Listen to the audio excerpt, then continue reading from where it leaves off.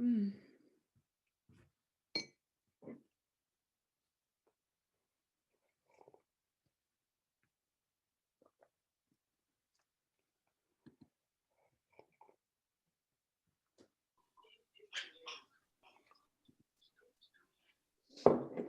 morning.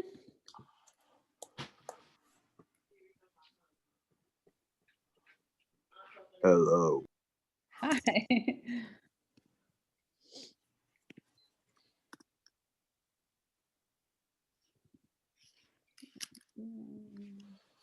I should do Robin Williams voices. Oh my God, can you? Do you do Robin Williams voices? I try. Nice. I love Robin Williams.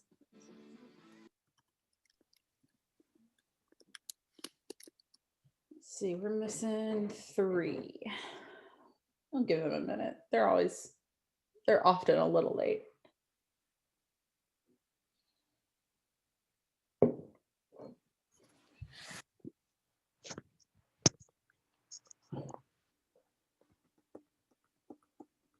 He was a very talented man. He really was. I feel like he was just like always on.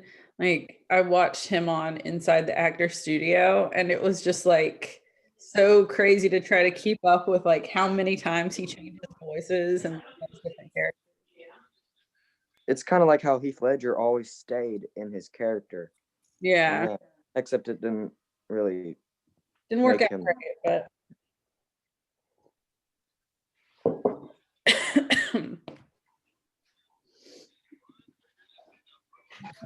oops, sorry.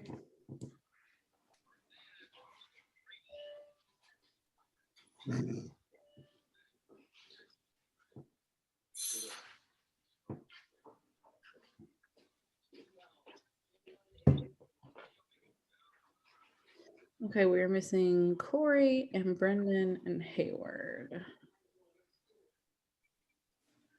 And as soon as I submit attendance, I'm sure they'll show up.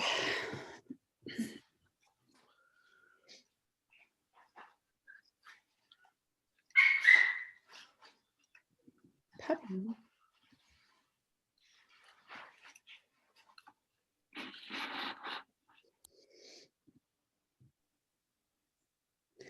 All right, I'm gonna go ahead and start. I have just published an assignment on Canvas, and I'm gonna share my screen with you so we can kind of go through it together. And some of y'all might have some questions, and that's fine. So obviously over the last few days, we've been watching Jane Eyre, and that is sort of like our introduction into romanticism. So you're going to be putting together a short presentation on how Jane Eyre qualifies as a romantic era story. And I think this mentions this later, but we're not going to actually like do presentations in class. We could, being all virtual, but it's also just less complicated and takes less time if we don't. So you're just submitting the presentation. We've only seen the film, obviously, we haven't read the book. So you're going to have a little bit less information to work with than we would if we'd read the book.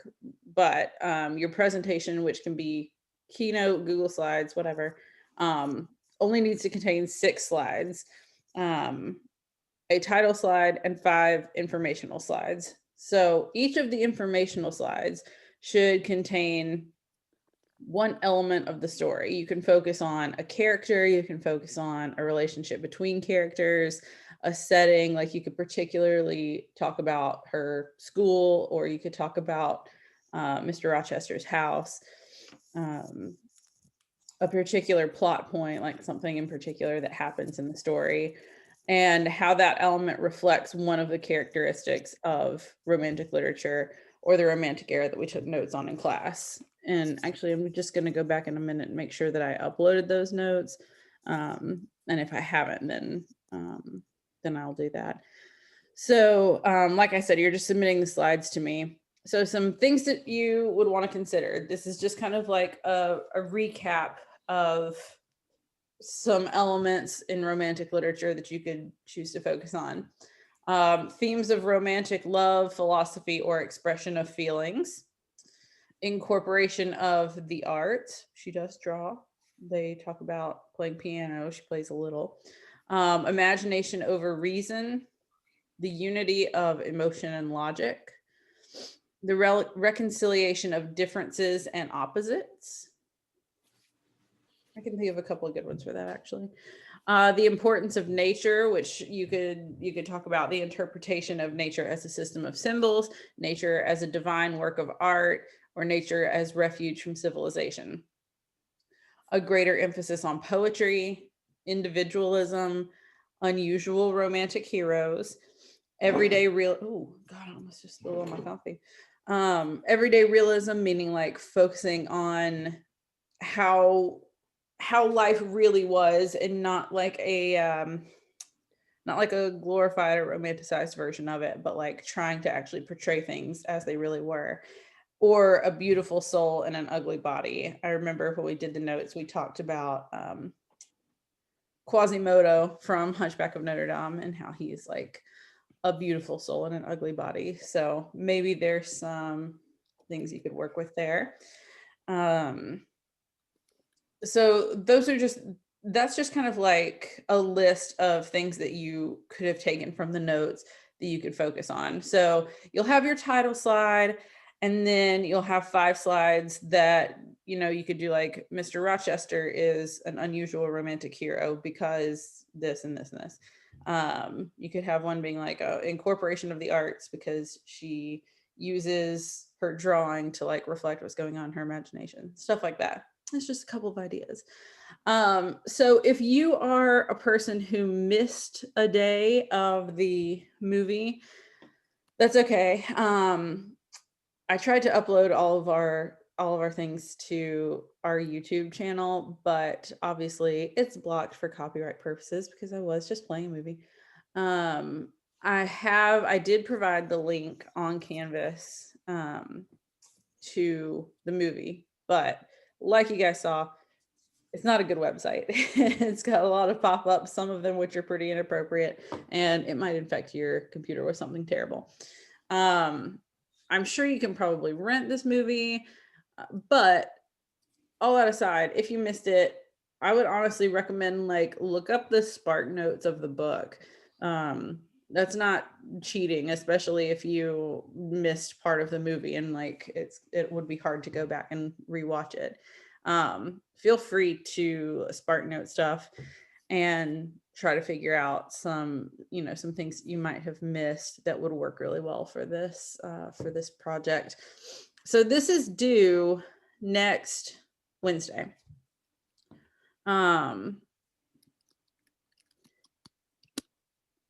It's due next Wednesday. I'm going to give you most of today to work on it, and I will also give you pretty much all of next Wednesday to finish it.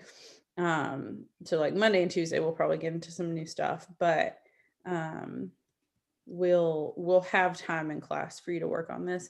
And once you kind of know what you're gonna, I don't know, I'm still sharing my screen. Once you kind of know what you're gonna be talking about and what you want to put on your 5 slides, it'll be so fast. So that's pretty much it. I guess I'm gonna email all the kids who didn't show up yet today, but I just want to give you guys today to start working on it. I will obviously be here for the rest of the class period, but if you guys want to leave and work independently, you can.